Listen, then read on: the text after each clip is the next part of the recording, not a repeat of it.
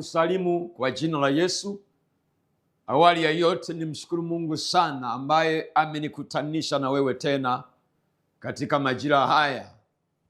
Na ninakukaribisha sana katika kipindi hiki ambacho kimekuwa baraka sana kwa watu wengi sana. Napata mrejesho watu jinsi wanavyoponywa, zaidi sana jinsi ambavyo watu wanamgeukia Kristo Yesu. Haleluya. Wewe ninakukaribisha sana, wewe ambaye umepata nafasi ya kuketi tayari kabisa kuweza kutazama kipindi hiki kwa njia ya runinga, na wewe unayefuatilia kwa njia mitandao ya kijamii kipindi cha saa ya urejesho. Naweza ukaona utambulisho wangu hapo chini, na wewe ambaye ni kwa mara ya kwanza, lakini ubarikiwe watu wengi ambao mmekuwa mmeenda kufuatilia vipindi hivi. Sasa ninaendeleza somo au ujumbe mahususi ambao uko katika mfumo wa mwendelezo, na huo ujumbe unahusu dalili ya nafsi iliyotekwa. Dalili ya nafsi iliyotekwa. Haleluya. Kwa hiyo tulikotoka tumejifunza nafsi ni nini, nafsi inajengwa na vitu gani, lakini pia tukaona nafsi ni wewe mwenyewe, yule mtu wa ndani anayesababisha unaishi huko hivyo ulivyo, nafsi. Sasa nafsi inaweza ikatekwa na ufalme wa giza. Sasa ikitekwa na ufalme wa giza, unaishi maisha ambayo hayana faida. Unaweza kunaishi kama mtu aliyekuja duniani kuzurura. Kwa hiyo yale maisha, thamani yako inakuwa imeshikiliwa na mamlaka nyingine za giza. Haleluya. Sasa tukaona shetani naye anapoteka nafsi ya mtu, kuna maeneo anayoyalenga. Yale maeneo ndio yamebeba yanayojenga sasa maisha ya ushindi kwa mwana wa Mungu hapa duniani. Tukaona jambo la kwanza ni eneo la imani. Eneo la imani. Lakini sasa leo nataka twende sehemu ya tatu ya somo hili la ujumbe huu, ambao ni uhusiano wa nafsi yako na akili. Uhusiano wa nafsi yako na akili. Haleluya. Sasa akili ni nini? Akili ni swali ambalo wakati mwingine nimefanya utafiti kwamba wakati mwingine kwa elimu ya kawaida ni vigumu sana kutoa tafsiri ya jumla ya neno akili. Maana yake ni nini? Lakini kinachoweza kutafsiri akili ni nini ni Biblia. Haleluya. Sasa akili ni ufahamu wa kimungu ambao huo ufahamu unamwezesha mwanadamu kuyatawala mazingira yake. Ni ufahamu wa kimungu ambao unamwezesha mwanadamu kupata suluhisho la changamoto zinazomzunguka za kila siku. Haleluya. Ni ufahamu, tutakwenda kuona huko mbele. Sasa kibebeo cha akili kwa mwanadamu ndio tunaita ubongo katika mwili wako. Kumbuka Mungu alipomuumba mtu wa kwanza kabisa, Adamu na Hawa, walikuwa katika sehemu tatu. Ni roho kama Mungu alivyo, lakini pia nafsi, kwa maana ya ule uwezo sasa wa mwanadamu kutawala hapa duniani kama mtawala kwa njia ya kupitia kwa nafsi, kwa sababu kwa nafsi ndipo penye maamuzi, ndio penye utashi, ndipo penye hisia. Lakini pia akawa na mwili. Kwa hiyo mtu ni roho, anayo nafsi, anakaa katika mwili. Haleluya. Sasa basi, baada ya anguko la Adamu, maana yake roho ilikufa kwa habari ya dhambi. Kwa hiyo mwanadamu akabaki na maeneo mawili, nafsi na mwili. Sasa Yesu alipokuja, akaja kama Adamu wa pili, ambayo ni roho yenye kuhuisha. Kwa hiyo mtu anapomwamini Yesu, pale pale ile roho iliyokuwa imekufa inahuishwa tena. Kwa hiyo anarudi katika ule utatu. Haleluya! Kwa hiyo ukishaokoka unakuwa katika sura tatu tayari. Wewe ni roho, unao nafsi, unakaa katika mwili. Sasa eneo ambalo shetani analiwinda sana ni eneo la nafsi, kwa sababu nafsi ni kiungo kati ya roho na mwili. Kazi yake ni kutafsiri ujumbe kutoka kwenye roho kuja kwenye mwili, kwenye utekelezaji. Kwa hiyo kama roho yako na nafsi vikiwa vimeungana, mwili wako unakosa nguvu za kukutawala. Lakini kama nafsi yako vikiungana na mwili, roho yako haiwezi kuyatenda mapenzi ya Mungu. Ndio maana naitwa kuna mtu wa rohoni na kuna mtu wa tabia mwilini. Haleluya! Sasa mtu ambaye hajaokoka, roho yake inakuwa imekufa, ana sehemu mbili tu, ana nafsi, ana mwili. Haleluya! Sasa unapokuwa umeokoka na ile imani yako ambayo ndio kiunganishi kati ya mtu na Mungu kimahusiano, imani inahuishwa tena. Ni imani katika Kristo Yesu. Haleluya! Sasa akili iko kwenye nafsi. Sasa kwa kuwa tunaishi katika mwili, nafsi haionekani kwa macho. Kibebeo cha nafsi ni moyo wa mwanadamu. Kama ambavyo Mungu alianza kuumba nuru, lakini kibebeo cha nuru akaweka mwezi, jua na nyota. Haleluya! Na Mungu alianza kumuumba mtu katika roho. Sasa ikabidi, kwa kuwa ameumbwa ili aweze kutawala dunia, ikabidi aletwe sasa katika uhalisia. Kwa ndivyo ambavyo sasa hata akili pia, akili haikamatiki, ni kitu ambacho kika taswira ya kiroho pia. Haleluya! Sasa ina kibebeo chake katika mwili ambacho kinaitwa ubongo. Akili kibebeo chake ni ubongo. Haleluya! Sasa ubongo una sehemu tatu. Naweka msingi napokwenda kuzungumzia uhusiano wa nafsi yako na akili. Haleluya! Ubongo una sehemu tatu. Sehemu ya kwanza ubongo ni ubongo wa chini, na ubongo wa chini ndio unaohusika na uhai. Unapolala usingizi, unapolala usiku, wenyewe haulali, uko kazini. Haleluya! Wenyewe kazi yako inahusika na uhai wa mwanadamu, uhai wa wanyama na kadhalika. Lakini pia huu ubongo unafanya kazi nje ya udhibiti wetu. Hatuwezi kuudhibiti huu ubongo wa chini. Lakini pia wenyewe maana yake ni unaohusika kudhibiti mifumo ya upumuaji, umeng'enyaji wa chakula. Ubongo wa chini huu unahusika na wanyama wote kuanzia mjusi na kadhalika, pamoja na wanadamu. Sasa kwa wanyama, huu ubongo wenyewe unakuwa, mnyama anakuja moja kwa moja na unakuwa na maelekezo ya moja kwa moja, jinsi anavyotakiwa kupata chakula, namna ya kuzaliana na kadhalika, jinsi ya kujilinda na maadui. Sinaona wanyama kila mnyama ana namna, amewekewa mfumo wa kujilinda na maadui. Ni ubongo wa chini huo. Lakini pia jinsi ya kujiokoa na hatari. Haleluya!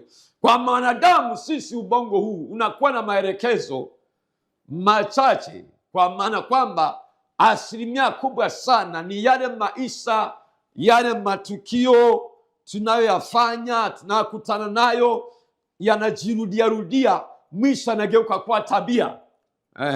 Lakini pia ni shati kubwa sana.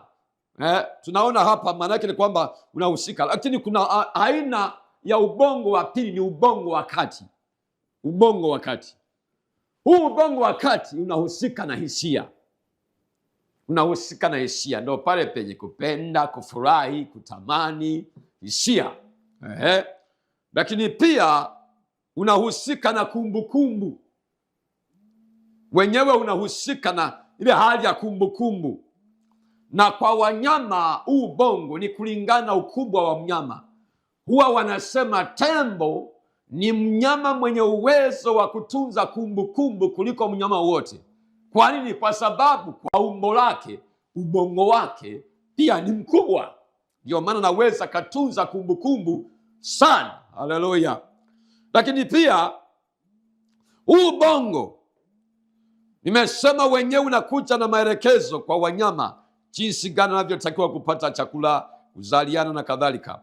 Lakini kwa mwanadamu huu ubongo wa kati wenyewe inatokana na mazingira anayoishi, matukio ya kila siku anayoyafanya, anajirudia, anageuka kuwa tabia, na nishati kubwa sana inatumika katika ubongo huu, hasa kwa habari ya wakati wa kujiokoa na hatari. Haleluya! Lakini kuna ubongo wa juu. Huu ubongo wenyewe unahusika na kufikiri, unahusika na kuwaza na kufikiri. Ubongo, kumbuka, kuwaza ni kuchakata. Mawazo ni matokeo ya mazingira yanayomzunguka mtu, ndio yanayotengeneza mawazo. Kufikiri ni hali ya mambo yasiyoonekana ili yaweze kuletwa sasa katika uhalisia. Ndio maana ni hatari sana kuishi kwa kuwaza badala ya kuishi kwa kufikiri. Haleluya! Watu wengi sana wanaishi kwa kuwaza, ndio mnakuta sasa kuna msongo wa mawazo kulingana na mazingira yanayomzunguka. Lakini tunatakiwa tuishi kwa kufikiri. Maana yake hapo ndipo palipo na imani. Haleluya! Kwa hiyo kufikiri kwenyewe kunahusika na yale mambo ambayo hayajaonekana bado. Unafikiri, ikiwezekana ulete suluhisho, uyalete katika hali ya uhalisia. Haleluya! Sasa huu ndio ubongo, kutatua matatizo. Unapatikana kwa binadamu na sokwe mtu, kwa sababu sisi wanadamu, yani feki yetu sisi ni sokwe mtu. Ndio maana unasema sokwe mtu na wanadamu wanatofautiana kwa 2% tu. Naona sasa huu ubongo wa juu unahusika na kujifunza mambo mbalimbali. Hapa ndipo palipo na elimu, tunajikuta tunasoma, tunaenda shule na kadhalika. Maana yake ni kwamba ni namna ambavyo ubongo unakwenda kuulisha sasa, ili kuweza kuvumbua mambo mbalimbali na kadhalika.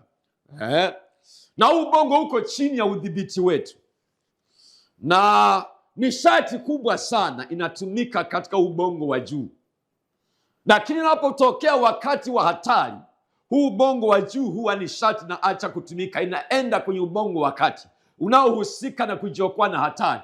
Ndio maana sasa ikitokea hatari, hata hapo nyumbani kwako unaponitazama, hata ingetokea kitu hatari akavamia simba, unaweza shangaa unaruka juu ya dari, hata ulipofika umefikaje na shangaa. Kwa nini? Maana yake ingekuwa ni hatari kuhusika na ubongo na uhusika na maamuzi. Wenyewe unakulazimisha uanze kuwaza, uanze kufikiria, sasa utawejiokoaje. Lakini ubongo wakati wenyewe ni maalum ya namna kujiokoa na hatari. Hauhitaji kuwaza, unajikuta unakulazimisha na kupushi kufanya uamuzi ambao hata mwenyewe unashindwa kuelewa umefanyaje. Haleluya! Sasa basi, nilikuwa nataka kujengea msingi uelewe tunapokwenda kujifunza uhusiano wa nafsi ya mwanadamu na akili. Kwa hiyo tunaanza kusema akili sasa ni ufahamu wa kimungu ambao mtu anazaliwa nao kutoka kwa Mungu mwenyewe. Ndio maana hutaki kujivuna kwamba una akili sana kuliko wengine. Unataka kumshukuru Mungu. Kwa sababu gani? Wala haijatokana na akili na jitihada zako wewe. Haleluya! Sasa tunaona hapa sasa kitabu kile cha Wakorintho wa pili sura ile ya 4 mstari wa 3 mpaka ule wa 4, tunaona kabisa kwamba shetani anaweza kutia giza, kufisha fikira. Maana yake anasema shetani amepofisha fikira ili nuru ya injili siwazukie. Lakini pia ukisoma ile Wakorintho wa pili sura ile ya 10 mstari wa 3 mpaka wa 5, unaona kabisa kwamba tunaweza kuteka nyara kila fikira ipate kumtii Kristo. Maana yake ni kwenye akili.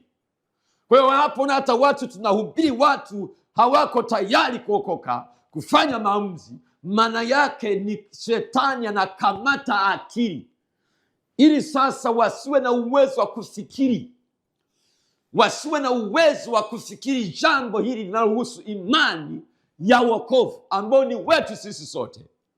Sasa nasema tunapoomba sasa watu waokoke, nasema lazima tuteke nyara fikira zao. Maana yake kufikiri kuko kwenye akili. Yaani sasa na kusema kwamba akili ni mtambo unaozaa vitu vionekane. Hiyo simu ulio nayo ni matokeo ya akili, ni wazo.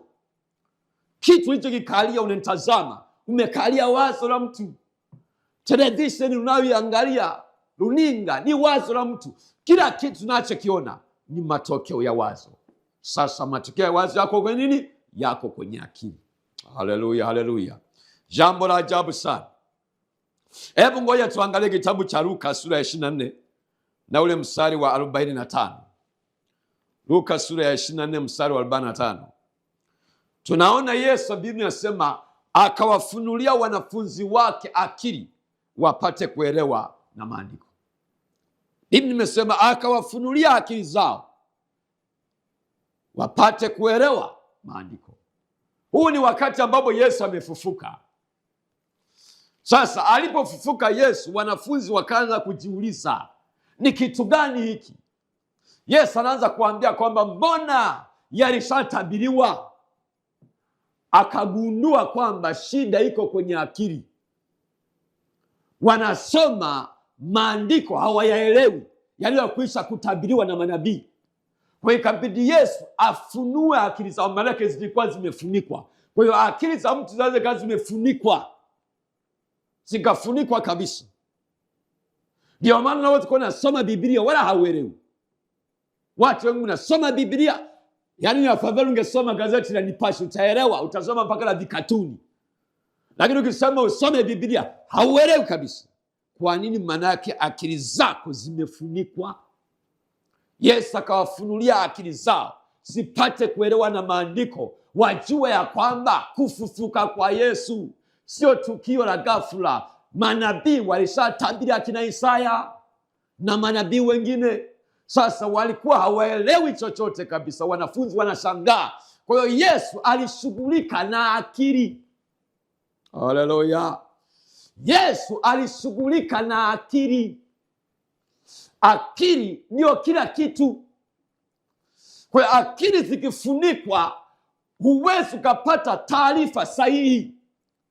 Kwa nini? Ni sawasawa na Yoshua sura ya 1 mstari wa 8.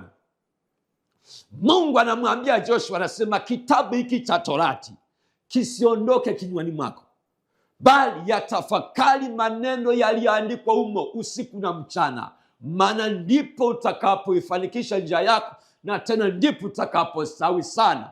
Kwa nini anasema atafakari maandiko, Torati? Kutafakari maana yake ni kutafuta wazo la Mungu ndani ya maandiko. Haleluya. Anaambia tafakari ili uweze kupata Mungu ana kitu gani anachokisema, ufunuo ndani ya hilo andiko. Kwa sababu Biblia ina sehemu mbili, ina logos na ina rema. Logos ni maandiko kama yalivyo, na Biblia imesema kwamba andiko inaweza likaua, inaweza likahuisha. Naona wapo watu ambao mnatafsiri maandiko mpaka mnabishana na kadhalika, mnatafsiri katika logos. Lakini kuna kitu kinaitwa rema. Rema maana yake ni ufunuo wa Mungu ndani ya andiko.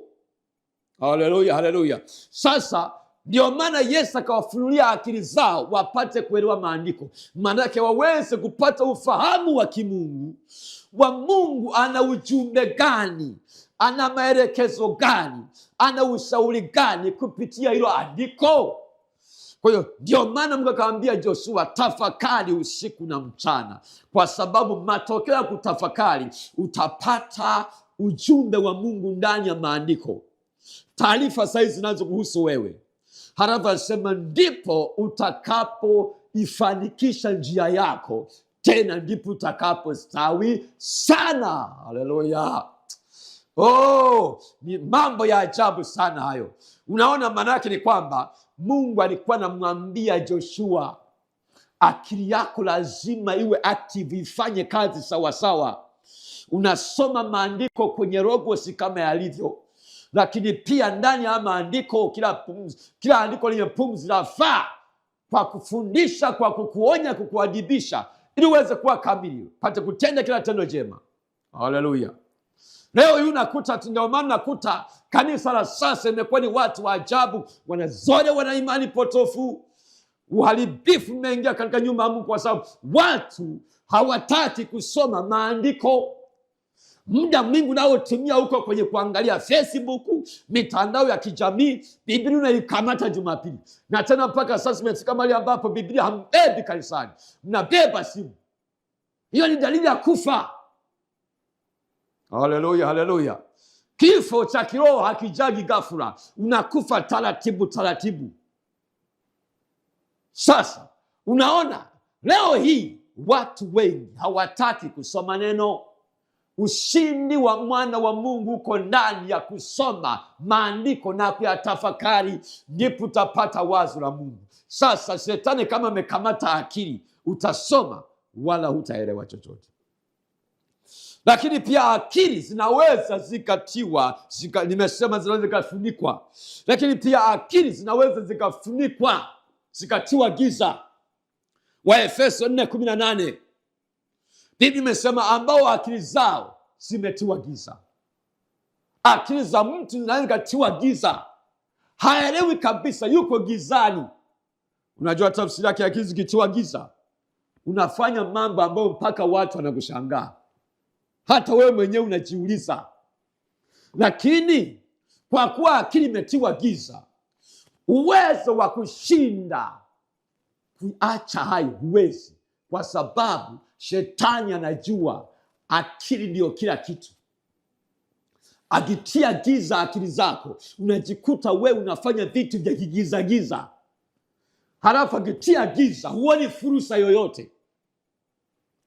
Simesha kuona, unamuuliza mtu, hivi ungependa ufanye shughuli gani? Anasema yani hata mimi hata sielewi kabisa. Sasa mtu ukimpa mtaji, unaisha kununua vitumbua na chipsi. Akili imetiwa giza, haoni cha kufanya. Unakuta mtu anasema hata mimi sijui hata nifanye nini. Yaani kwenye watu wote hawa fedha zipo, yaani mtu anasema sijui hata nifanye kazi gani. Haoni. Kwa nini? Akili zimetiwa giza, hazioni mwanga wowote. Unaona unakokwenda, naona giza. Ukitazama maisha yako ulivyo sasa, unaona mbele ni giza totoro. Maana yake akili zimetiwa giza. Zikitiwa giza, maana yake ni kwamba unakosa uelewa wa nini ya kupasayo kuyatenda. Hujui, unakuta huna dira yoyote. Kwa hiyo utajikuta kila njia itakupeleka inapotaka, kwa sababu akili zimetiwa giza. Huwezi ukapambanua jema na baya. Kwa hiyo shetani atakuendesha tu kutenda matendo ya giza. Haleluya. Akili zao zimetiwa giza, anasema na ujinga uliomo ndani ya mioyo yao. Haleluya. Sasa ukiokoka, akili zinatiwa nuru. Hiyo ndio habari njema. Yaani unapoamua kumpa Yesu maisha yako, yeye anasema ni nuru ya ulimwengu. Alikuja kama nuru ing'aayo gizani, wala giza haikuliweza. Lakini bahati mbaya Biblia inasema watu wakachagua kupenda giza kuliko nuru. Kwa hiyo Yesu akiingia ndani ya mtu, anashughulika na akili zinatiwa nuru. Zinawatiwa nuru. Giza kwa Kiebrania sio ukosefu wa mwanga wa umeme wala taa za mafuta wala chochote. Giza kwa Kiebrania wametafsiri neno hosek, wakiwa na maanisha ujinga au pasipokuwa na taarifa sahihi au maarifa sahihi. Ndio tafsiri ya giza kwa mujibu wa Kiebrania. Nuru wametumia neno owri, OWR, wakiwa na maanisha taarifa sahihi au maarifa sahihi. Kwa hiyo ukiokoka sasa unapata taarifa sahihi kutoka kwa yeye aliyekuumba zinazokuhusu wewe uishije hapa duniani. Nini maisha Mungu aliyokukusudia? Unapata maarifa sahihi. Haleluya. Akili zinatiwa nuru. Ndio maana unashangaa mtu ameokoka, amemaliza elimu ya msingi tu, lakini mambo anayoyafanya hata profesa hawezi kuyafanya kabisa. Mambo anayoyatenda sio ya kawaida. Anakuwa na ufahamu wa kimungu wa kuelewa mambo mbalimbali kuliko mtu ambaye ana elimu lakini hana nuru ya Kristo ndani yake. Utafanya vituko tu, utaendeshwa tu, kwa sababu akili ni tofauti na elimu. Kuna watu wana elimu lakini akili hawana. Zimeenda wapi? Zimefunikwa. Zimeenda wapi? Zimetiwa giza.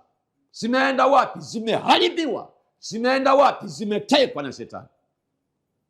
Ndio unashangaa mtu ni msomi kabisa, ni profesa, lakini anavuta sigara. Hata wewe mwenyewe unayemtazama unavuta sigara. Lakini pale kwenye pakiti ya sigara imeandikwa sigara ni hatari kwa afya yako. Unakuta mwingine ni daktari wa binadamu kabisa, anafanya kazi ya hospitali, lakini anavuta sigara. Ana akili huyu? Elimu unayo lakini akili huna. Si kwamba nakutukana. Ni Biblia. Haleluya, haleluya. Maana yake ni kwamba usichanganye elimu ya darasani na akili. Akili sina uwezo kusababisha sasa ile elimu ya darasani ikuwezeshe kuwa umepata maarifa sahihi ya wewe kuishi maisha yenye faida hapa duniani. Kwa sababu kazi ya elimu ni kukufumbua macho wewe uweze kujua uishije hapa duniani kutokana kipawa chako. Haleluya. Sasa kazi mojawapo ya akili, kazi ya akili,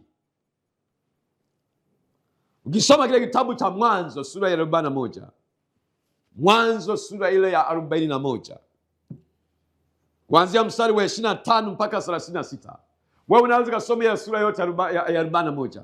Ni kisa ambacho kinaeleweka sana. Haleluya.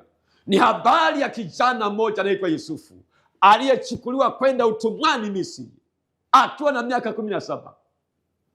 Huyo kijana si kwamba alikuwa amesoma elimu ya duniani ya darasani. Hakuwa amesoma, lakini alikuwa na akili za kimungu. Wayahudi najua ni watu wenye akili za kimungu. Unaona ni kainchi kadogo tu, lakini dunia inatikisika. Dunia inakosa majibu. Kainchi kadogo tu, lakini kanaendesha ulimwengu. Nini maana yake? Ni kwamba Israeli pale ni nchi ya Mungu, ni ardhi ya Mungu, na wale ni watoto wake kabisa. Kwa hiyo kuna vitu ambavyo vinawatofautisha Wayahudi na watu wa mataifa. Haleluya. Sasa tunaona Yusufu akiwa kule utumani, ameenda kule kwa kuuzwa na kaka zake. Kumbe Mungu alikuwa anawatumia kwenda kuhifadhi maisha ya watu baadaye, kwa sababu mapito unayoyapitia yanatengeneza thamani yako. Lakini mapito unayoyapitia mtu wa Mungu, maana yake yamebeba ukombozi wa wengine nyuma yako. Haleluya.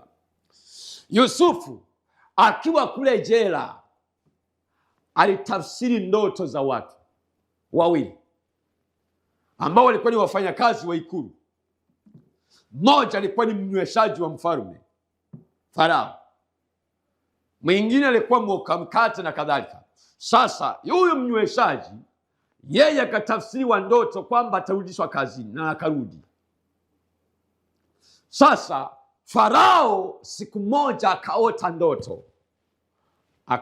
ndoto yenye sura hii. Akaona ng'ombe 7 wanene sana wamenenepa.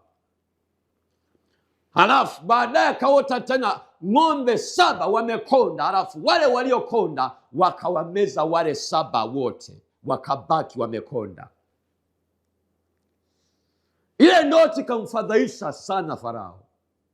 Ikabidi waite mawaziri, akawaita wachawi, akawaita waganga waweze kutafsiri. Hakuna hata Misri mmoja aliyeweza kutafsiri ile ndoto.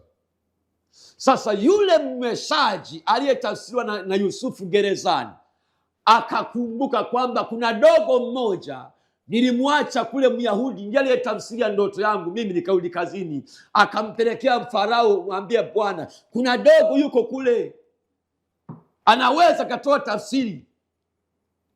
Farao akaitisha msafara ukamfuata Yusufu. Bila shaka Yusufu alikuwa anawaza kwamba sasa ndo nakwenda kunyongwa kabisa. Kumbe hakujua ndo mwisho wa mapito yake. Sasa anamaliza mtihani, sasa nakwenda kupata tuzo. Haleluya. Alipofika pale, Farao akamwambia, wewe ndio Yusufu? Akasema, na nimesikia habari zako kwamba waweza kutafsiri ndoto, kwa sababu kuna ushahidi wa mtu aliyetafsiria. Yusufu akamwambia, kutafsiri sio kazi yangu, ni Mungu atakupatia tafsiri. Na kwa sababu umeota hilo ndoto mara 2, maana yake Mungu anakwenda kulithibitisha jambo hili haraka. Yusufu akaenda akakaa kwenye utulivu, akasikiliza wazo la Mungu, ujumbe wa Mungu ni nini kwenye ndoto ya Farao. Mungu akamwambia, wale 7 ng'ombe 7 walionenepa ni miaka 7 ya shibe. Nchi tazaa, watu watalima, chakula kitakuwa kingi mno, lakini baada ya hapo itakuja njaa miaka 7, ambayo ile miaka ya shibe itasahauliwa. Naona tatizo hilo hapa, panahitaji akili. Sasa nikwambia, kazi ya akili ni ufahamu wa kimungu ambao unamwezesha mwanadamu kuleta suluhisho la changamoto zinazomzunguka hapa duniani. Kumbuka, baada ya anguko la Adamu na Hawa, dunia ni dunia yenye dhiki, changamoto, mapito, udhia, shida, adha, magonjwa, tabu na kila ghasia. Sasa panahitajika akili ya kimungu ndani yako. Sasa Yusufu alipomaliza kumtafsiria Farao ndoto, Yusufu akasema hivi, Farao ajitafutie mtu mwenye akili amuweke juu ya jambo hilo. Mbona hakusema niweke mimi? Akasema Farao, jitafutie mtu mwenye akili. Sasa Farao akatafuta kwenye mawaziri wake wote, akakuta ni zombi wote hamnazo. Akaenda kwa wakuu wa mikoa yote, hamna kitu. Ameenda pale kwenye vitu wa vitongoji wote, hamna. Wao wanachojua tu ni kuamka asubuhi kwenda kunywa pombe, wanachojua tu ni kwenda kuzini na wake za watu kama wewe, wanachojua tu ni kutapeli watu, ni kuiba vitu vya watu. Basi wanachojua tu ni kwenda kwa waganga, kwenye ushirikina kama wewe unanitazama, ndio unalijua, kuabudu miungu mingine. Farao akasema, sasa Yusufu, hakuna mtu mwenye akili kama wewe. Wote nimeangalia hamna kitu nchi nzima ya Misri. Sasa naweka wewe, sasa utalisimamia hilo jambo. Yusufu sasa akasimamia hilo jambo. Yusufu ndio mwanzilishi wa NFRA, National Food Reserve Authority. Maana yake kwenye nchi nyingi, hata Tanzania, tuna taasisi ambayo huwa inanunua vyakula kwa wakulima, wanaweka kwenye magara, ili kitokea njaa, serikali na wauzia wananchi kwa bei ndogo. Hiyo ni mtu mwenye akili aliyeanzisha hilo wazo, ni Yusufu. Dunia nzima ni wazo la Yusufu, ni kazi ya akili iliyo kunafanya kazi ndani ya Yusufu ambaye hakusoma. Haleluya, haleluya. Sasa tuna watu wangapi Tanzania ambao wangeweza kuleta majawabu katika matatizo yenye changamoto nyingi sana katika nchi yetu na sehemu mbalimbali? Nini? Akili za watu zimefunikwa. Tunawazungumza matatizo, lakini tuna wachache watatua matatizo. Wengi wanashughulika kusema habari za watu, badala ya kushughulika kutatua matatizo kwenye kizazi chako. Unapotatua tatizo kwenye kijamii yako, ndio kuishi kwako, ndio kula kwako wewe. Maana matatizo ya mtu ni pesa kwa mwingine. Wewe kazi yako ni kulalamika, kulaumu serikali na kadhalika. Shida iko kwenye akili. Haleluya, haleluya. Akili. Yusufu akatatua. Nyakati wa kwanza, Mambo ya Nyakati wa kwanza sura ya 12:32. Nyakati wa kwanza 12:32. Biblia imesema hivi: na wana wa Isakari, watu wenye akili za kujua nyakati, kuyajua yawapasayo Israeli wayatende, vichwa vyao walikuwa watu 200, na ndugu zao wote walikuwa wako chini ya amri yao. Hebu nirudie hili andiko la ajabu sana. Na wana wa Isakari, watu wenye akili za kujua nyakati na kuyajua yawapasayo Israeli wayatende, vichwa vyao walikuwa watu 200, na ndugu zao wote walikuwa wako chini ya amri yao. Umesikia? Yakobo alikuwa na mtoto mmoja anaitwa Isakari. Ndani ya ule uzao wa Yakobo, haleluya, Biblia imesema kulikuwa na watu 200, watu wenye akili za kujua nyakati na majira. Nini Israeli yawapasayo kuyatenda kulingana na majira na nyakati. Biblia imesema na ndugu zao wote walikuwa chini ya amri yao. Mtu mwenye akili, kazi ya akili ni kumwezesha mtu mwanadamu kujua nyakati na majira, na atende nini kulingana na nyakati hizo na majira. Ulimwengu ni ulimwengu uliojaa vipindi mbalimbali vya mabadiliko. Usipokubali mabadiliko yatakubadilisha. Usipokubali kubadilishwa na mabadiliko yatakukumba, yatakusomba tu. Lazima uwe na akili za kujua hizi nyakati zinahitaji kulima kitu gani na wapi. Zinahitaji watoto wetu wasomee kitu gani. Tunapoombea watoto wetu, unasomea vitu ambavyo viko tofauti na nyakati hizi. Nyakati hizi unakuta leo tuna wazazi ambao wana pressure kwa sababu wametumia gharama kubwa sana kusomesha watoto. Halafu vitu ambavyo watoto wamesomea viko nje ya nyakati na majira tunayoishi. Sasa kwa kuwa sasa akili yake ilikaa hapo, na wewe ulimsomesha ukamwambia, mwanangu soma uje unitunze nikiwa mzee. Sasa anajikuta yuko mtaani, hata uwezo wa kuchoma mahindi barabarani hana. Kisa kwa sababu kakadigirika amesomea ustawi wa jamii. Hana kazi sasa.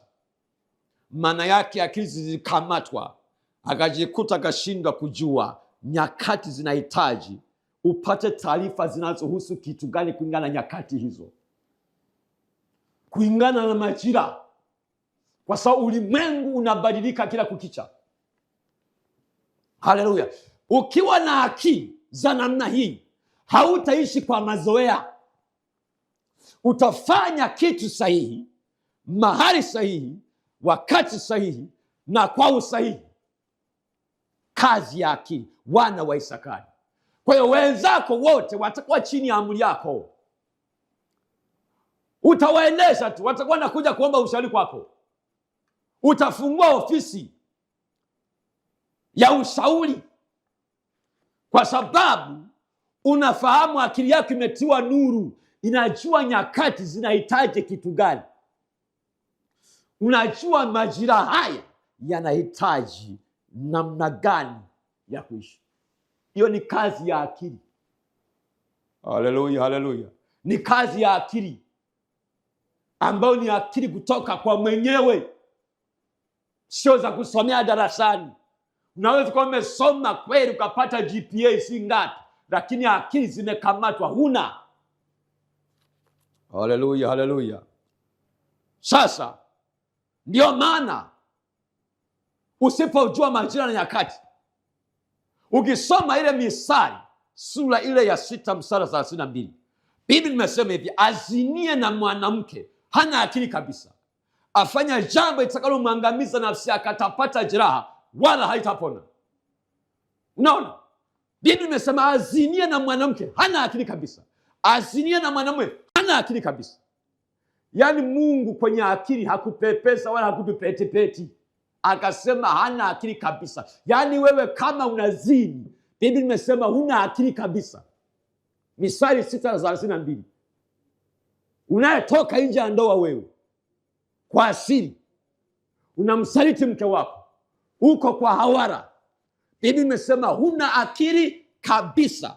Kwa nini? Unafanya jambo itakalo kuangamiza nafsi yako, utapata jeraha na utavunjiwa heshima, na ile jeraha haitapona. Haleluya. Wewe kijana unayezini, Biblia imesema una akili kabisa. Kwa sababu gani? Unawezaje kukanyaga moto na uona? Unawezaje kufanya jambo ambalo unajua lina hatari mbele yako? Nini shida? Ni akili. Sasa tuna watu wangapi ambao hawana akili? Sasa wanatembea barabarani, hata kama umevaa suti kama mimi, lakini kama unazini, Biblia imesema huna akili kabisa.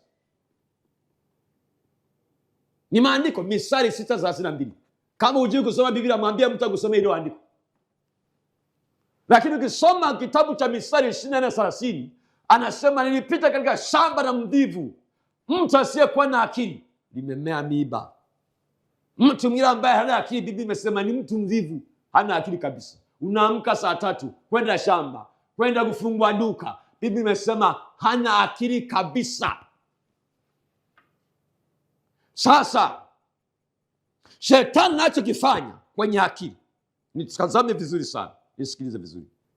Kazi yake huwa ni kufunika akili. Kuna watu ambao akili zenu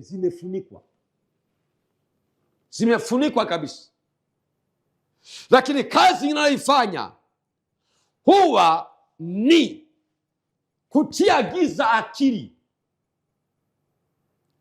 Kazi nyingine ambayo shetani anaifanya ni kuharibu akili. Kuna watu ambao shetani ameharibu akili zao.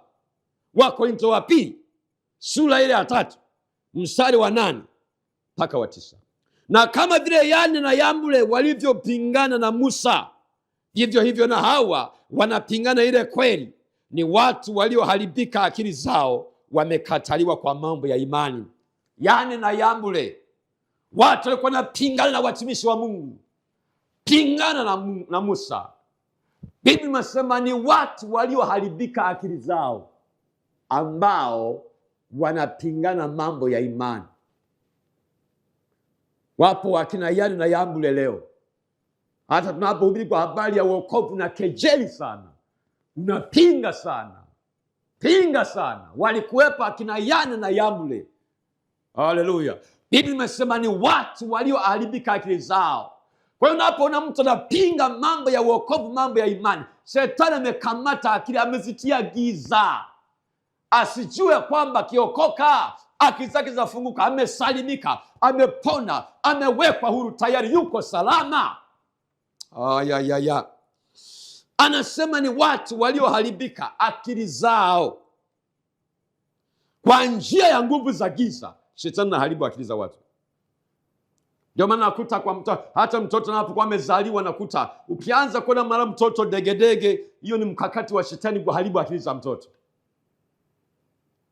Magonjwa yanafululiza. Maana yake kuna watu ambao wameharibiwa akili toka walipozaliwa. Shetani shauna kabisa, huyu mtoto nikimwacha akakuwa huyu, atakuwa ataleta matokeo makubwa sana. Anaharibu akili za mtoto kwa njia degedege za kila wakati, magonjwa kila wakati, uchawi na ushirikina. Kwa hiyo kuna watu ambao shetani ameharibu akili zao kupitia nguvu za giza, nguvu za kichawi.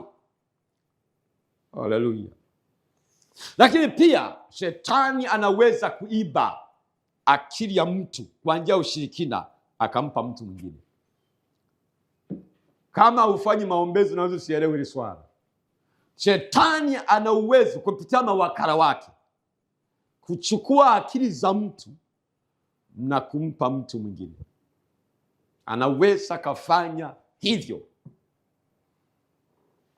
na ushahidi wa kutosha kabisa. Ndio maana unashangaa mtoto yuko vizuri sana napoanza shule, yuko vizuri sana, very bright kabisa, lakini kadri unavyo unashangaa naanza kubadilika, naanza kuwa wa mwisho darasani, mpaka na walimu wanaumiza vichwa, kimempata nini? Kumbe mule darasani kuna mitoto mingine ni michawi, inaroga wako pamoja, usiku inakwenda kuroga na bibi zao, kwenda kula nyama za watu, halafu usiku asubuhi kiko darasani. Kitoto hicho kazi yake ni kuiba, kuharibu akili za watoto wale wenye uwezo, halafu wanapewa watoto wengine. Ana uwezo kufanya hivyo kwa njia ya giza. Ndio maana angalia sana, ukiota unaamka na kutu imechukuliwa nywele, imechukuliwa nywele, maana yake ni kwamba akili zako zimechukuliwa. Au unaweza kutamtaka kugusa kichwani, kuanzia hapo nashangaa kichwa kinauma kila wakati, maana yake akili zilizochukuliwa pale.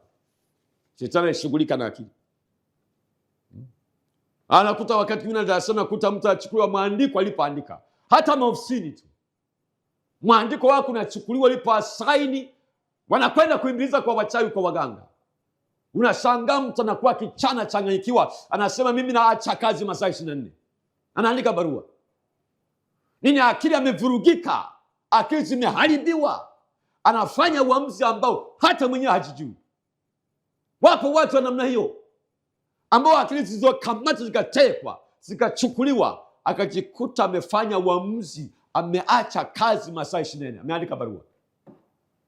Baada ya kurudi nyumbani, anaanza kuona mateso, anajiuliza nini kilichotokea, kilitokea kitu gani? Nakuta nakachukua hata nguo tu, wachawi kwenda kuimbiliza zile nguo. Ngoja nikumezee ushuhuda, nikupe mfano. Kuna mtu mmoja aliwahi kuja kanisani kwangu. Yule kijana miaka 2-3 imepita, tayari alikuwa yuko kwenye age ya kukimbilia miaka 40 hivi kwenda 50. Sasa yule bwana akiwa amezaliwa na familia maskini kule Kilosa, mkoa wa Morogoro, lakini toka akiwa darasa la kwanza mpaka darasa la 7 yeye ni mtu wa kushika namba 1. Yaani ni wale watu ambao hawazaliwagi kila siku, majini ya kabisa. Yaani mwalimu anapoanza kufundisha amekwisha kumwelewa hata kabla hajamaliza. Wakati wanafanya mtihani wa darasa la 7, yule kijana alifatwa kwenye kazi ya kusaidia fundi wanajenga, maana wazazi wake hawana uwezo. Ikabidi walimu wamlete darasani, akawaomba afanye ile mitihani, amalize haraka, akamalize kibarua chake, apate hela kwa ajili ya kwenda kula na wazazi wake. Akamaliza kwa muda mfupi, akafaulu form 1, yani kwa maksi ambazo sio za kawaida. Akaenda shule ya vipaji maalum, watoto wenye vipaji, akasoma form 1, yuko vile vile akasoma. Alipofika form 2 akaacha shule ghafla.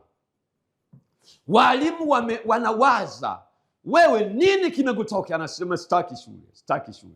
Anaanza kwenda kufanya vibarua. Kumbe amechezewa na wajanja, amerogwa, wamechukua akili zake. Wewe amebakiza akili za mpiga vibarua, mpiga miraba, wameweka akili za wazibuavyo. Hizo ndio wameweka akili za watu wa kutangatanga asiye na makao. Wenyewe wakachukua akili zake. Sasa ngoja nikushangaze, yule mtoto yule aliyeishia form 2 alikuwa anawafundisha somo la hesabu na physics wanafunzi wa form 5 na form 6. Anawafundisha hesabu na somo la physics. Sasa baada yule kijana yeye akabaki sasa anazunguka, ana makao, anakwenda kufanya vibarua, mara nalima bustani, mara nakuta hana simu yoyote, hana mke, mpaka yuko zaidi ya miaka 40. Maisha ya huzuni, anakaa kwa kibanda cha nyasi porini, mashambani. Wale walioiba akili ni mameneja wa TANESCO, ni mameneja wa TRA. Wakawa wanamfuata, wanamtafuta, kwenda kumshukuru, wanampelekea simu kama kwenda kumjoki. Kuna watu wako mausini, sio kwa akili zao wenyewe, wanatumia akili za wengine. Wapo watu mmekalia viti ofisini, wewe unajua ulichokifanya, unajua wazazi wako walichokifanya, unatumia akili za mtoto mwingine. Mmekalia kwenye ofisi. Wapo wanaofanya biashara kupitia akili za watu wengine. Kwenye huduma za maombezi hizi mnakutana watu wa namna hiyo. Nakuta kuna watu wanaendesha miradi kupitia akili zao wenyewe, wanabaki nakuta kila anachokifanya hakiendi. Akili zimeibiwa, akili zimeharibiwa, akili zimetekwa. Nilikuwa nafundisha kwa habari ya uhusiano wa nafsi yako na akili. Shetani akikamata akili, utakuwa unaishi maisha kama mzururaji. Unashangaa mambo unayoyafanya yako chini ya kiwango, mpaka watu wanakuuliza, mbona unayoyafanya hayamfanani? Kila kitu kinakuwa cha kawaida, kila kitu kinakuwa cha kiwango cha chini, kila kitu. Kwa hiyo watu wanaishi kutumia kwa akili zao, akili za watu. Yaani miaka ulio nayo haifanani na ulivyo, haifanani na unachokizalisha. Umri unakwenda, lakini kwa kweli unajitahidi sana. Akili zimekamatwa, akili zimeharibiwa, akili zimetiwa giza, akili zimefunikwa, akili kazi zimeibiwa. Ndio maana Isaya 42 mstari wa 22 anasema, lakini watu hawa ni watu walioibiwa na kutekwa. Watu walioibiwa. Wameibiwa nini? Wameibiwa vitu vya thamani vinavyotakiwa kutengeneza. Mojawapo ni akili. Mojawapo ni akili. Mtu anaweza kawa asiwe zezeta, lakini kwa kweli maisha yake. Ndio unakuta kuna watu ambao wanaiba akili za watu. Unakuta hata ndugu zao wanakuwa mazezeta. Mtu anafanikiwa kwenye shughuli zake. Kama uko mtu wa namna hiyo, akili hizo alizoziweka ndani ya huyo mtu, ulizoziiba kwa njia ya uchawi, hizi sio akili sio za kwake, ni za Mungu, ambazo hizo akili zingeweza kuleta matokeo makubwa sana, wakanufaika wengi. Wewe unajinufaisha kupitia akili za watu wengine. Na unaweza kusema, mchungaji, ninavyojitazama, navyojitathmini, na inawezekana hata una mtoto ambaye zamani alikuwa iko vizuri sana, lakini naanza kila kukicha anashuka, kila kukicha anashuka kiwango chake.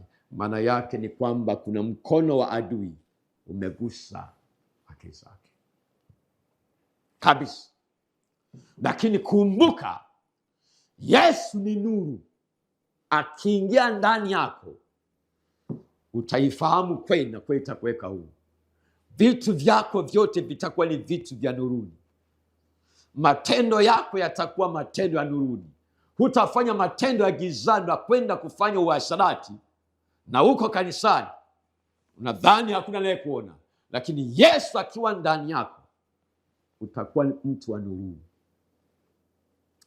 Unasema, mchungaji, mimi ni mwathirika kwa ujumbe huu na somo hili. Mungu amesema na mimi, ameniona. Pale pale ulipo, naomba ufuatisha maneno haya. Umpokee huyu aliye nuru ya ulimwengu, Yesu, ili aingie ndani yako. Bibi imesema utakuwa kama mwanga katika ulimwengu. Sema, Bwana Yesu, ninakupokea wewe kama nuru ya ulimwengu. Uingie ndani yangu, uondoe giza yotawala ndani yangu. Akili zangu zimetiwa giza, zimeharibika, zimetekwa, zimekamatwa, zimeibiwa.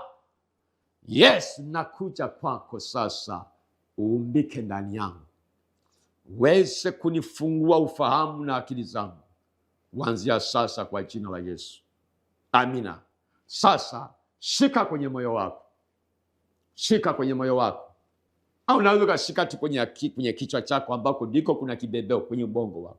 Mimi nakwenda kuomba kwa ajili yako. Baba, katika jina la Yesu, mwamba wa uzima, nimenena habari zako Yesu kuhusu akili, na wewe Yesu Kristo na Roho wako Mtakatifu anafanya kazi pamoja na akili zetu. Huyu mtoto wako sasa amekubali, umemwona Yesu Kristo, akili zake zimekamatwa, akili zake zimeharibiwa na nguvu za giza, akili zake zimetiwa giza na ufalme wa giza. Yesu, naweka mikono kwa imani juu ya kichwa chake, naweka mikono yangu kwa imani kwenye moyo wake.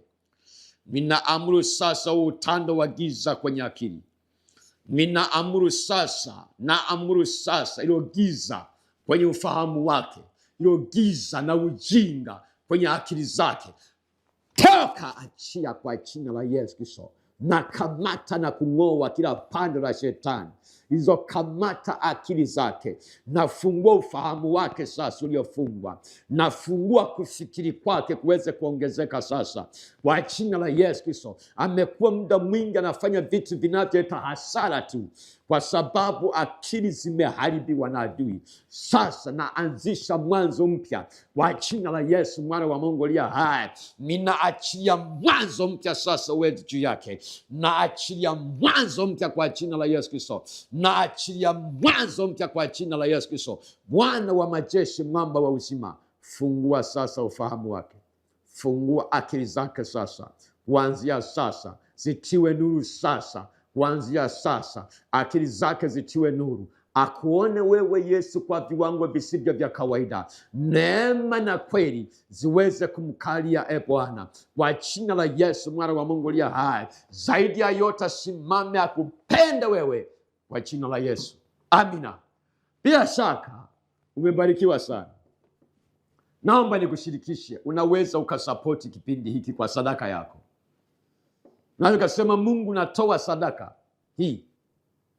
Utamke, Mungu weze kuponya akili zangu, uponya akili za watoto wangu. Sadaka ina nguvu ya ajabu sana. Unaposhiriki, ili uendelee kusikia mambo makubwa zinakwenda kufunua, wengine wayasikie, Mungu atafanya kitu cha ajabu sana. Na uitamkie neno sadaka yako. Usitoe tu, kwa sababu sadaka ni kitu hai, kinaongea, kinanena. Haleluya. Kinaweza ikabatilisha kitu sadaka zilizotolewa na shetani juu ya maisha yako. Unaona namba hizo hapo chini hapo, unaweza ukatumia kutuma sadaka yako. Lakini pia endelea kufuatilia vipindi hivi kwenye channel hii, na Mungu aendelee kukutetea. Ninaamini kabisa hautabaki kama ulivyo. Utakapowaambia na watu wengine kufuatilia kipindi cha Saa ya Urejesho. Kwa jina la Yesu uwe hai, na Mungu akutendee mema.